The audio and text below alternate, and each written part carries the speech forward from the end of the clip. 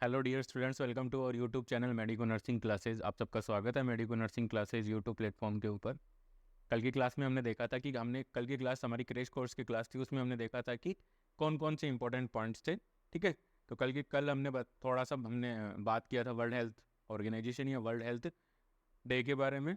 जो उसकी थीम थी, स्टूडेंट्स आप लोगों को यहाँ से एमसीक्यू आ सकता है कि इस बार 2024 के वर्ल्ड हेल्थ डे की थीम क्या थी। ठीक है, theme of theme of world health day of 2024। ये क्वेश्चन आपको देखने को मिल सकता है या आपको एमसीक्यू मिल सकता है, तो प्लीज़ आप इसको ध्यान में रखिएगा। ठीक है, और चाहें तो आप स्क्रीनशॉट भी इसका सेव कर सकते हैं। नेक्स्ट हमने पढ़े थे पर्सनल हाइजीन के बारे में, डेंटल प्लेक है, कैल्कस और टार्टर के बारे में पढ़ा। नेक्स्ट हमने पढ़ा बॉटल माउथ सिंड्रोम के बारे में कल की क्लास के अंदर। फिर हमने देखा पायोरिया एंड पेरियोडेंटल डिजीज़ कौन सी है, इस ऑर्डर के बारे में हमने पढ़ा। ठीक है, फिर हमने देखा था लास्ट में देखा था कि पेडिकुलोसिस का ट्रीटमेंट क्या होता है। तो पेडिकुलोसिस के ट्रीटमेंट में क्या यूज़ किए जाते हैं, पेस्टिसाइड्स यूज किए जाते हैं जिनमें DDT 5% है। ठीक है, equal part of kerosene, equal part of oil, दूसरा तीसरा होता है कार्बोनिक लोशन 1:40 के रूप में। नेक्स्ट हमने देखा था वाइटल साइन। तो वाइटल साइन कितने थे, 6 थे। Temperature, pulse, respiration, blood pressure, oxygen saturation और पेन के बारे में हमने देख लिया था। नेक्स्ट हमने देखा था एक इंपॉर्टेंट क्वेश्चन जो कि एम्स भोपाल के अंदर 2016 के अंदर आया हुआ है। ठीक है, all India institute of medical science 2016 Bhopal के अंदर ये क्वेश्चन आया हुआ है। बहुत बार ये क्वेश्चन पूछा जाता है कि 1 डिग्री फ़ारेनहाइट है वो कितना डिग्री सेल्सियस होता है, तो 0.6 डिग्री सेल्सियस के इक्वल होता है। ठीक है, उसके बाद हमने देखा था टेम्परेचर वेरिएशन। टेम्परेचर वेरिएशन में हमने देखा था कि पायरेक्सिया, पायरेक्सिया का मीनिंग क्या था, फीवर। पायरेक्सिया का मीनिंग क्या था, फीवर। पायरेक्सिया का मीनिंग क्या था, फीवर। और फीवर की हमने चार क्लासिफिकेशन देखे थे कि माइल्ड, मॉडरेट, सीवियर और हाइपर पायरेक्सिया। इनकी जो रेंज है टेम्परेचर की वो स्टूडेंट्स याद रखनी है, क्योंकि यहाँ से भी आपको क्वेश्चन पूछा जा सकता है कि माइल्ड हाइपर पायरेक्सिया के अंदर या माइल्ड पायरेक्सिया के अंदर कितना टेम्परेचर होता है, मॉडरेट में कितना होता है, सीवियर में कितना होता है, हाइपर पायरेक्सिया के अंदर कितना टेम्परेचर हो जाता है। ये क्वेश्चन तो बहुत बार एग्जाम्स में पूछा गया है, मैनी टाइम इन एग्जाम्स। ये क्वेश्चन तो बहुत बार पूछा गया है। आज की क्लास में हम स्टार्ट करते हैं फीवर के टाइप्स के बारे में। जो फीवर के जो मोस्ट कॉमन टाइप्स हैं, जो बहुत बार एमसीक्यूज के रूप में हमारे सामने आते हैं, उनके बारे में हम बात करते हैं। तो सबसे पहले आती है अपनी इंटरमिटेंट फीवर। क्या आता है, सबसे पहला हमारा आज का टॉपिक है, पहला आता है आज का टॉपिक हमारा आता है इंटरमिटेंट फीवर। आज का हमारा पहला टॉपिक आता है इंटरमिटेंट फीवर। इंटरमिटेंट फीवर के अंदर क्या होता है, इंटरमिटेंट जैसे कि नाम से ही पता लग रहा है, आजकल एक वर्ड बहुत ही ज़्यादा प्रचलन में है, इंटरमिटेंट फास्टिंग। डाइटिंग करने वाले लोग बहुत इजीली इस वर्ड को जानते हैं कि इंटरमिटेंट फास्टिंग। इंटरमिटेंट फास्टिंग का मतलब है कि जब आप एक बार खाना खा लेते हो तो उसके 14 से 16 घंटे के बाद आप दोबारा खाना खाते हो, उतनी देर आपको क्या रखना है, फास्ट रखना है। फास्ट रखना मान लो, या फिर आपको खाना नहीं खाना है। अब अपने आप को NBM जैसा आपको, आप लिक्विड ले सकते हो लेकिन आप सॉलिड डाइट नहीं ले पाओगे, उसे बोलते हैं इंटरमिटेंट फास्टिंग। ठीक है स्टूडेंट, तो इंटरमिटेंट फीवर का मतलब क्या होता है, इंटरमिटेंट फीवर का मतलब होता है कि इसमें क्या होता है, जो बॉडी का टेम्परेचर होता है वो नॉर्मल जाता है एक सिंगल डे के अंदर। मतलब एक बार तो पूरे दिन के अंदर एक बार तो ऐसा होगा कि टेम्परेचर बहुत ज़्यादा हाई हो रखा है और उसी दिन सेम डे के अंदर ही क्या हो जाएगा, आपका बुखार उतर भी जाएगा। ठीक है, सुबह आ गया, शाम को चला गया, या दोपहर में चला गया, सुबह से लेकर दोपहर तक बुखार था, फिर शाम से लेकर रात तक के बीच में कोई फीवर नहीं है, तो उसे बोलते हैं पर intermittent fever. Intermittent fever. Next one आता है अपना रेमिनेंट फीवर। इंटरमिटेंट फीवर के बाद हम पढ़ते हैं रेमिटेंट फीवर। ठीक है, नेक्स्ट आता है अपना रेमिटेंट फीवर। तो रेमिटेंट फीवर क्या है, रेमिटेंट फीवर के अंदर क्या होता है, जो टेम्परेचर इंटरमीडिएट जैसा ही है। ठीक है, सुबह आएगा और शाम तक, सुबह बुखार आ जाएगा, शाम तक चला जाएगा, शाम को बुखार आया सुबह तक उतर जाएगा। लेकिन इन रेमिटेंट के अंदर क्या होगा, जो टेम्परेचर के अंदर जो चेंज आएगा, इंटरमीडिएट के अंदर टेम्परेचर में चेंज कितना भी आ सकता है, 2 से 4, 5, 6, 7 डिग्री फ़ारेनहाइट तक का आ सकता है। लेकिन रेमिटेंट फीवर के अंदर जो टेम्परेचर का चेंज होगा, मतलब मॉर्निंग टेम्परेचर और इवनिंग टेम्परेचर के बीच में 2 डिग्री सेल्सियस से ज़्यादा डिफरेंस नहीं होगा। हम ये मानते हैं कि मॉर्निंग के अंदर फीवर है और इवनिंग के अंदर और इवनिंग के अंदर नॉर्मल बॉडी टेम्परेचर।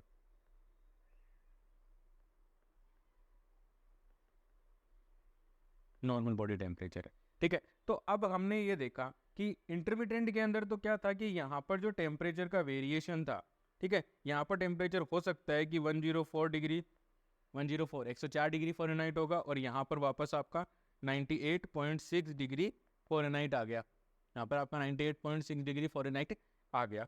ये कितना भी वेरिएशन हो सकता है यहाँ पर, ठीक है, इंटरमिटेंट। लेकिन रेमिटेंट फीवर के अंदर जो टेम्परेचर में चेंज होगा वो नॉट मोर देन, ठीक है, 2 डिग्री सेल्सियस से ज़्यादा टेम्परेचर नहीं होगा। अगर मान लेते हैं कि हम मान लेते हैं कि बुखार था, मॉर्निंग के अंदर जो टेम्परेचर था वो था 100 डिग्री फ़ारेनहाइट, और शाम के अंदर शाम होते होते वो टेम्परेचर कितना हो गया, वो हो गया वापस आपका 98.6 डिग्री फ़ारेनहाइट। तो 2 डिग्री सेल्सियस से 2 डिग्री फ़ारेनहाइट से ज़्यादा नहीं गया है, ठीक है। तो ये आपका टेम्परेचर वेरिएशन होगा। तो रेमिटेंट के अंदर क्या होगा, जो टेम्परेचर का मॉर्निंग और इवनिंग के जो टेम्परेचर में जो वेरिएशन होगा वो 2 डिग्री फ़ारेनहाइट से कम होगा। 2 डिग्री फ़ारेनहाइट से ज़्यादा हो रहा है तो वो क्या होगी, इंटरमिटेंट फीवर हो जाएगी।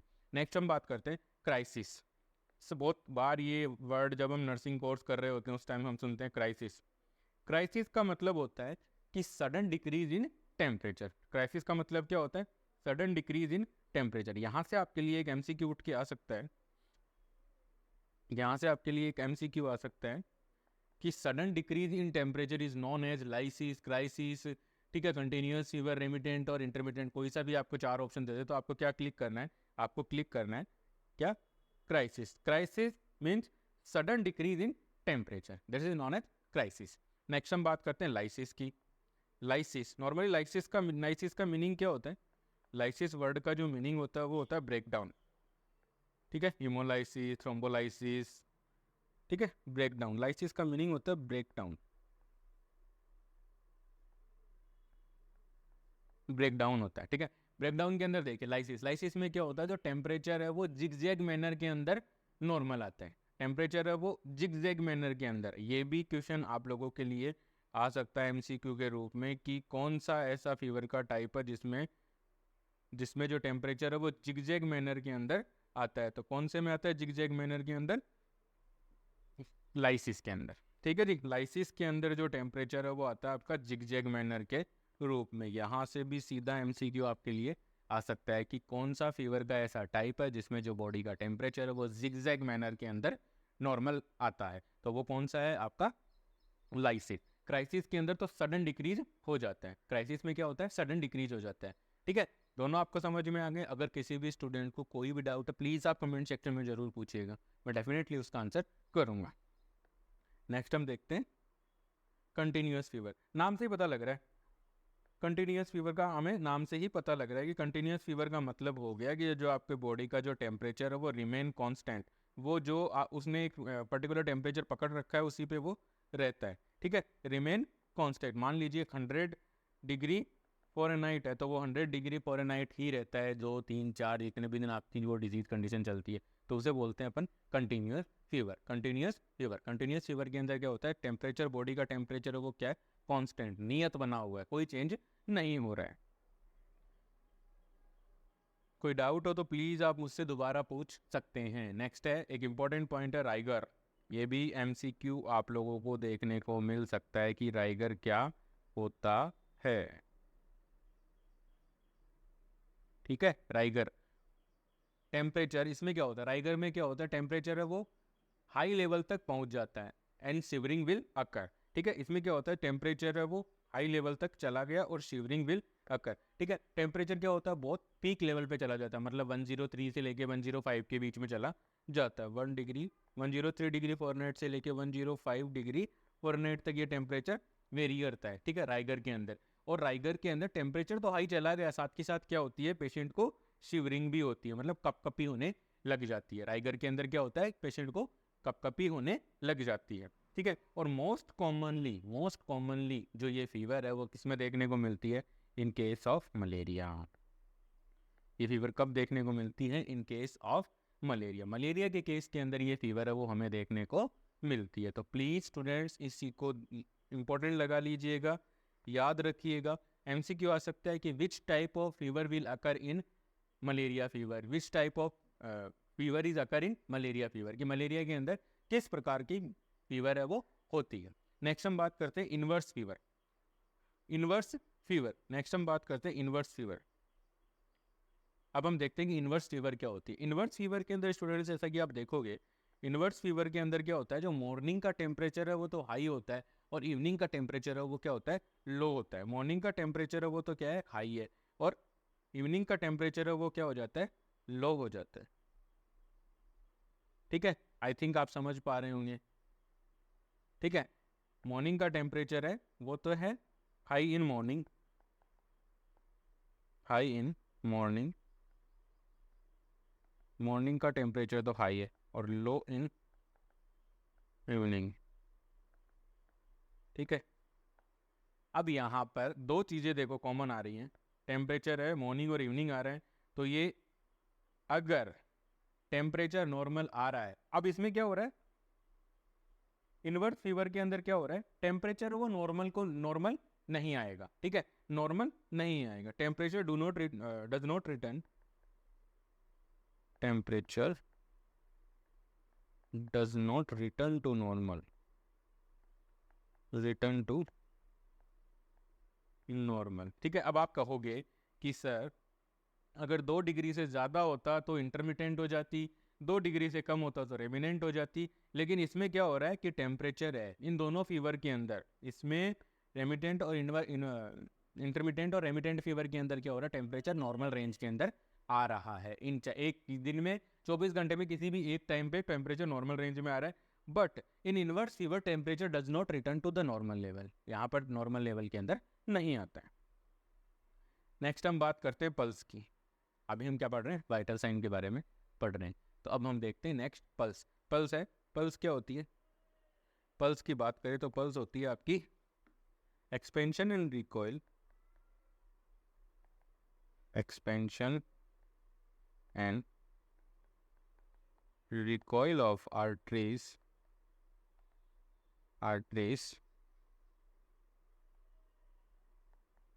Due to contraction of heart. Heart के कॉन्ट्रैक्शन की वजह से आर्टरीज के अंदर जो एक्सपेंशन एंड रिकॉइल होता है उसी को बोलते हैं अपन पल्स बोला जाता है। ठीक है, तो पल्स के अंदर हम नॉर्मली क्या क्या असिस्ट करते हैं, पल्स के जो कैरेक्टरिस्टिक्स मान लो उसमें आता है आपका rate, rhythm, volume, rate, rhythm, volume, ये मोस्ट कॉमनली जो चीज़ें हैं या मोस्ट कॉमन कैरेक्टरिस्टिक्स होते हैं जो हम नॉर्मली पल्स के अंदर देखते हैं। ठीक है, वॉल्यूम, ये 3-4 चीज़ें हम बहुत ज़्यादा हम देखते हैं, रेट क्या है, रिदम कैसी चल रही है, वॉल्यूम कैसा आ रहा है, ये बहुत बार पल्स को नोट करते हैं। उस समय हमें ये चीज़ें नोट करनी होती है क्योंकि कुछ ऐसी चीज़ें होती हैं, रेट है वो बढ़ रही है तो वो टेकीकार्डिया ब्रेडिकार्डिया को बताएगी, रिदम है वो बताएगी हमें किस प्रकार की, कि भाई किस प्रकार का कार्डियक फंक्शनिंग है वो किस प्रकार से चल रही है। वॉल्यूम की बात करें तो डिहाइड्रेशन के अंदर वॉल्यूम होगा वो बहुत कम वॉल्यूम होगा, बहुत ही हल्की होगी, थ्रेडी पल्स फील होगी, और जो ओवर हाइड्रेशन होगा उस कंडीशन के अंदर वॉल्यूम है वो काफ़ी ज़्यादा फील होता है। तो नॉर्मल पल्स है वो कितनी होती है इंडिविजुअल के अंदर, जो नॉर्मल पल्स होती है स्टूडेंट्स, नॉर्मल पल्स रेट को मानते हैं हम 60 to 100 बीट पर मिनट। अगर इस रेंज में किसी इंडिविजुअल की पल्स चल रही है तो वो क्या है, नॉर्मल है, ना वो रेडी है ना वो टेकीकार्डिया में। अब मानते हैं कि टेकीकार्डिया क्या होता है। ठीक है, अब हम बात करते हैं टेकीकार्डिया क्या होता है। तो स्टूडेंट्स अगर टेकीकार्डिया की मैं अगर बात करूँ आपसे, तो टेकीकार्डिया का मीनिंग होता है अगर किसी इंडिविजुअल की पल्स रेट, अगर किसी इंडिविजुअल की pulse rate 100 beat per minute से ज़्यादा हो जाती है, ठीक है, 100 बीट पर मिनट से ज़्यादा, 100 से ज़्यादा अगर पल्स रेट आ रही है तो वो कंडीशन क्या कहलाती है, वो कंडीशन कहलाती है टेकीकार्डिया। और अगर किसी इंडिविजुअल की पल्स रेट, अगर किसी इंडिविजुअल की pulse rate 60 beat per minute से कम आ रही है, 60 से कम आ रही है, तो उस कंडीशन के अंदर क्या होता है, उस कंडीशन को हम बोलते हैं ब्रेडिकार्डिया। यहाँ पे एक चीज़ बताना चाहूँगा, in case of digoxin, digoxin एक ड्रग है, ठीक है, जो कार्डियक कॉन्ट्रैक्टिलिटी को इंप्रूव करती है। किसको इंप्रूव करती है, कार्डियक कॉन्ट्रैक्टिलिटी को, ना कि पल्स को इंप्रूव करेगी, कार्डियक कॉन्ट्रैक्टिलिटी को। कार्डियक कॉन्ट्रैक्टिलिटी का मतलब क्या होता है स्टूडेंट्स, जो हार्ट के कॉन्ट्रैक्शन की जो पावर है हार्ट कॉन्ट्रैक्ट कर रहा है, लेकिन जिस पावर से करना चाहिए था उस पावर से नहीं कर रहा। अगर वो उस पावर से नहीं करेगा तो जो इनफ ब्लड है या जो मेटाबॉलिक डिमांड को पूरा करने के लिए जितने ब्लड की ज़रूरत है सर्कुलेटरी सिस्टम के अंदर, एक्सटर्नल सर्कुलेशन के अंदर, उसको वो पूरा नहीं कर पाता है। ठीक है, तो रिजोक्सिन क्या क्या काम करती है? इम्प्रूव द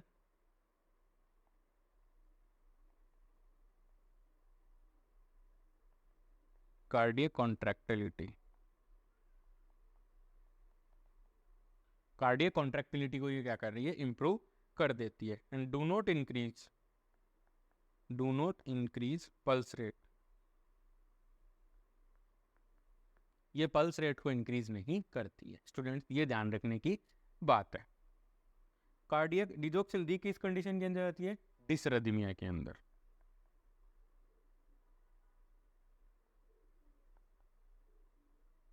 डिसरदीमिया के अंदर दी जा रही है आपकी ये ट्रक। ठीक है, digoxin.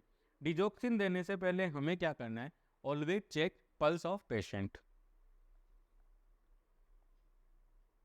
Always check pulse rate of patient. हमें क्या करना है? पेशेंट की पल्स रेट को हमें क्या करना है? चेक करना है जी। क्या करना है? चेक करना है। ठीक है, उसके बाद हमें क्या करना है? अगर डिजोक्सिन दे रहे हैं, ठीक है, पेशेंट की पल्स रेट हमने चेक की और पेशेंट की पल्स रेट है वो कितनी आ गई? Less than 60 beat per minute. Mean कि आपका पेशेंट किस कंडीशन के अंदर है? ब्रेडिकार्डिया के अंदर है। कहाँ है? ब्रेडिकार्डिया के अंदर है।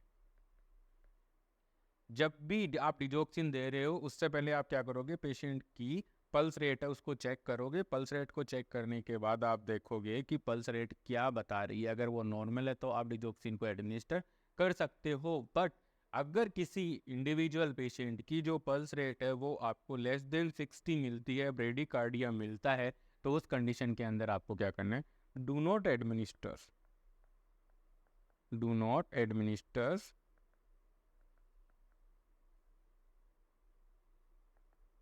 Digoxin.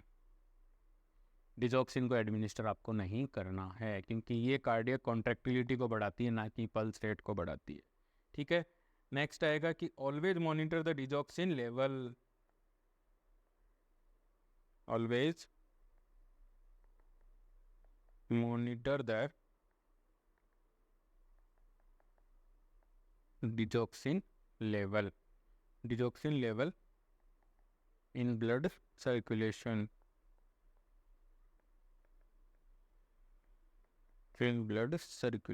Always monitor the blood circulation level. हमें जो डिजोक्सिन का जो ब्लड सर्कुलेशन के अंदर क्या लेवल चल रहा है, डिजोक्सिन का लेवल क्या चल रहा है, वो हमें क्या करना है? हमेशा मॉनिटर करके रखना है, ताकि हम पेशेंट को प्रिवेंट टॉक्सिसिटी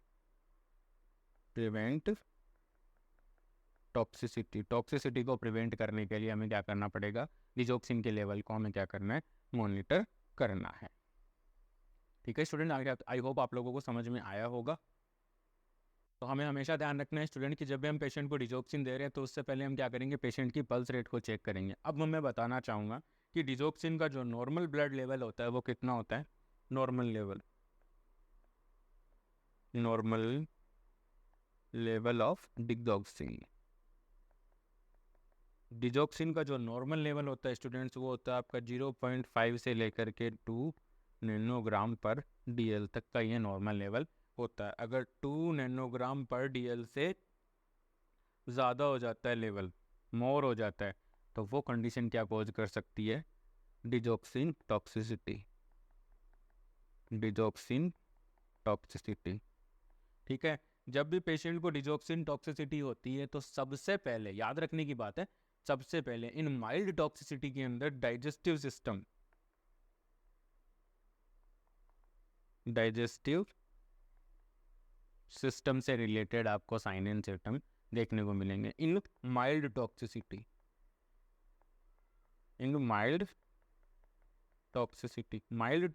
के अंदर आपको किसके साइन एंड सिम्टम्स देखने को मिलेंगे? डाइजेस्टिव सिस्टम, जैसे नोजिया है, वोमिटिंग है, ठीक है, क्या बोलते हैं, डायरिया हो रखा है, अपसेट स्टमक है, ठीक है, ये सारी चीज़ें आपको देखने को मिलती हैं। तो स्टूडेंट्स, ये था मेरा ब्रेडिकार्डिया जब पॉइंट आया था उस पर बताना चाह रहा था आपको कि डिजोक्सिन एक ऐसी ड्रग है जो कभी भी पेशेंट को ब्रेडिकार्डिया अगर किसी पेशेंट को है तो उस कंडीशन के अंदर हमें पेशेंट को नहीं एडमिनिस्टर करनी है। साथ के साथ हमें क्या ध्यान रखना है, साथ के साथ हमें ये भी ध्यान रखना है कि पेशेंट को ब्रेडिकार्डिया में नहीं देना है और नॉर्मल लेवल डिजोक्सिन का मॉनिटर करके हमें रखना है।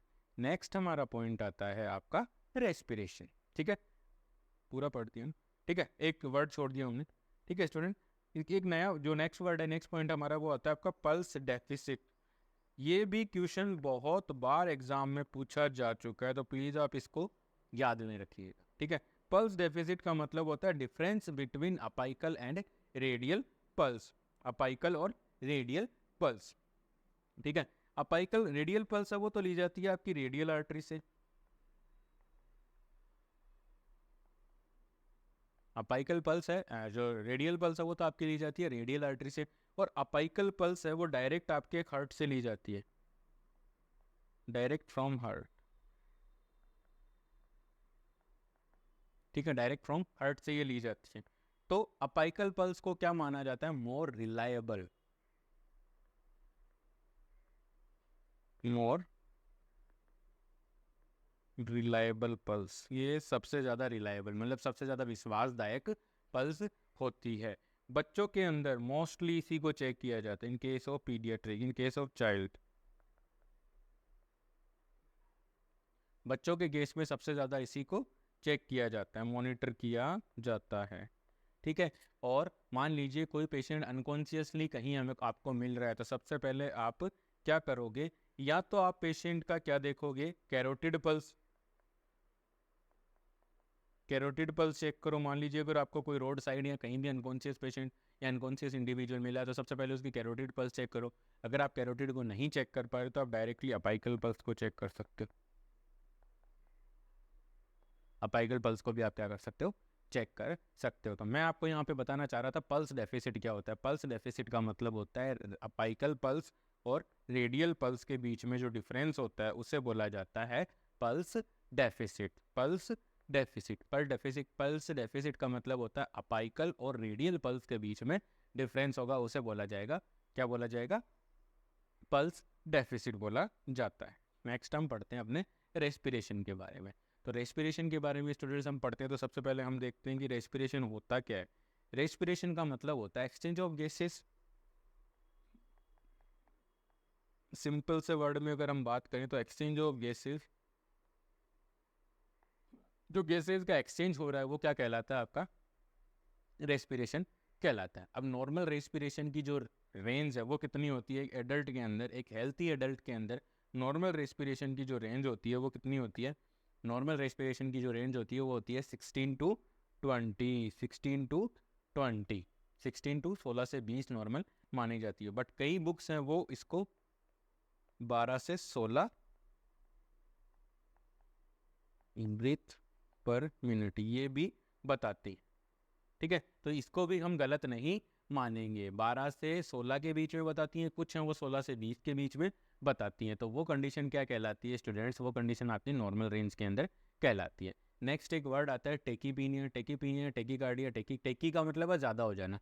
अगर किसी इंडिविजुअल की रेस्पिरेशन की जो रिदम है, रेट है, वो अगर टेकीपीनिया का मतलब है कि जो रेस्पिरेशन की जो रेट है वो आपकी अगर हो जाती है कितनी, 20 बीट पर मिनट से ज़्यादा चली जाती है, तो वो कंडीशन क्या कहलाती है, टेकीपीनिया। ब्रेडीपीनिया एक ऐसी कंडीशन है जिसके अंदर क्या हो जाता है, अब यहाँ पर है कि आप, अब जो एग्जामिनर होगा वो किस रेंज को रेफर कर रहा है। ठीक है, अगर वो 16 से 20 की रेंज को रेफर कर रहा है तो 16 से नीचे जाते ही हम क्या कंडीशन क्या कंसिडर करेंगे, ब्रेडीपीनिया। अगर वो 12 से 16 वाली रेंज को प्रेफर कर रहा है तो हम यहाँ पे हम करेंगे 12 से कम। 12 से कम अगर किसी इंडिविजुअल की रेस्पिरेटरी रेट चली जाती है तो वो कंडीशन क्या कहलाती है, आपकी ब्रेडीपीनिया कहलाती है। स्टूडेंट्स क्या कहलाती है, ब्रेडीपीनिया। तो ये दोनों एक थोड़ा सा मिसकंसेप्शन है। ठीक है, तो आप इन दोनों को आप याद रखिएगा और आपके ऑप्शंस में आपको क्या दिया हुआ है वहां से वो बेस्ट एग्जाम्पल या बेस्ट सॉल्यूशन उसका आप सेलेक्ट करके आना। ठीक है, तो ये तो था अपना ब्रेडीपीनिया। नेक्स्ट है हाइपरइपनिया, हाइपरपीनिया। हाइपरपीनिया का मतलब होता है, इसमें क्या होता है, इंडिविजुअल जो डेप्थ ऑफ रेस्पिरेशन है, इसमें जो डेप्थ ऑफ रेस्पिरेशन है, डेप्थ ऑफ रेस्पिरेशन है, ठीक है, वो क्या हो जाती है, इंक्रीज हो जाती है। डेप्थ ऑफ रेस्पिरेशन है वो क्या हो जाती है, इंक्रीज हो जाती है। क्यों इंक्रीज हुई, डेप्थ ऑफ रेस्पिरेशन क्यों इंक्रीज हुई? क्योंकि बॉडी की जो मेटाबॉलिक डिमांड्स हैं, बॉडी की जो मेटाबॉलिक डिमांड्स होती है उनको पूरा करने के लिए, देखो देखो मेटाबॉलिज्म होता है एक कंटिन्यूअस प्रोसेस है, ठीक है। मेटाबॉलिज्म क्या क्या अंदर क्या होता है, ऑक्सीजन रिक्वायर्ड होती है, ऑक्सीजन रिक्वायर्ड होती है। तो अब मेटाबॉलिक के अंदर मेटाबॉलिक जो प्रोसेस है वो कंटिन्यूअसली चलती रहती है, क्यों? क्योंकि हमारी बॉडी को कंटिन्यूअसली एनर्जी की ज़रूरत होती है। तो अब जब बॉडी एनर्जी का प्रोडक्शन कर रही है मेटाबॉलिज्म के साथ, तो उस कंडीशन के अंदर बॉडी को किस चीज़ की ज़रूरत है? ऑक्सीजन की। तो ऑक्सीजन कहाँ से मिलेगी? रेस्पिरेशन से। अगर मेटाबॉलिज्म बढ़ेगा तो ऑक्सीजन की डिमांड बढ़ेगी। इन केस ऑफ फीवर आप देखना, इन केस ऑफ फीवर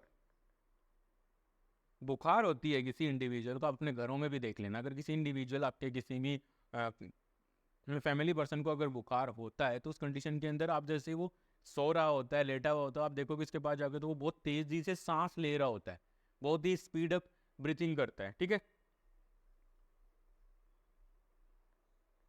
तो क्या होता है, ब्रीथिंग है वो इंक्रीज हो जाती है,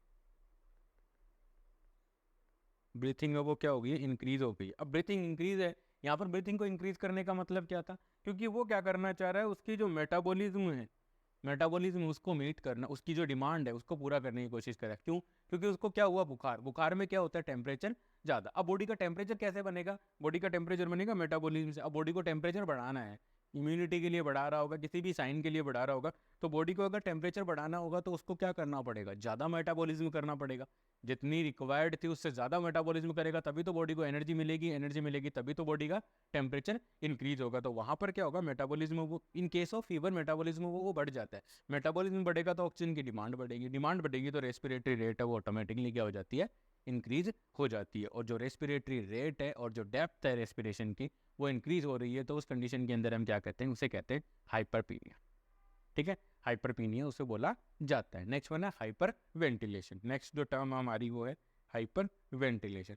हाइपर वेंटिलेशन एक ऐसी कंडीशन है जिसके अंदर इंडिविजुअल बहुत ही स्पीड के साथ बहुत ही डीप ब्रीथिंग, रेट भी बढ़ जाती है और डेप्थ है वो दोनों बढ़ जाती है। Rate and depth of respiration है वो इंक्रीज हो जाती है, रेट और डेप्थ है वो दोनों इंक्रीज हो जाती है in case of hyper ventilation. Hyper ventilation की कंडीशन के अंदर रेट एंड डेप्थ है वो दोनों बढ़ जाती है। और हाइपर वेंटिलेशन आपको देखने को मिलेगा एंजाइटी और पैनिक एंजाइटी अटैक में। अगर आपने कई मूवियों में देखा है, आपके आसपास कोई ऐसा इंडिविजुअल है जो थोड़ी सी एंजाइटी होते ही, थोड़ी सी कोई टेंशन की सिचुएशन होते ही बहुत ज़्यादा सांस लेने लग जाता है, बस घबरा जाता है, आपको ऐसा लगता है ये घबरा गया है, तो वो क्या है, पैनिक एंजाइटी अटैक है। एंजाइटी के अंदर इंडिविजुअल है वो घबरा जाता है, उस कंडीशन के अंदर वो क्या करता है, हाइपर वेंटिलेशन करता है, ठीक है। आई होप आप लोगों को ये समझ में आ रहा होगा। अगर किसी भी इंडिविजुअल को कोई डाउट है तो प्लीज़ आप कमेंट सेक्शन में मेरे को पूछिए, मैं डेफिनेटली उसका आंसर करूँगा। आज की क्लास में इतना ही। नेक्स्ट जो पॉइंट है वो हम नेक्स्ट क्रैश कोर्स की जो नेक्स्ट क्लास होगी उसके अंदर हम डिस्कस करेंगे। आज की क्लास में अगर आपको कोई भी डाउट रहा है तो प्लीज़ आप कमेंट सेक्शन में पूछिए, मैं डेफिनेटली उनका आंसर करूँगा। Please like share and subscribe. Thank you so much.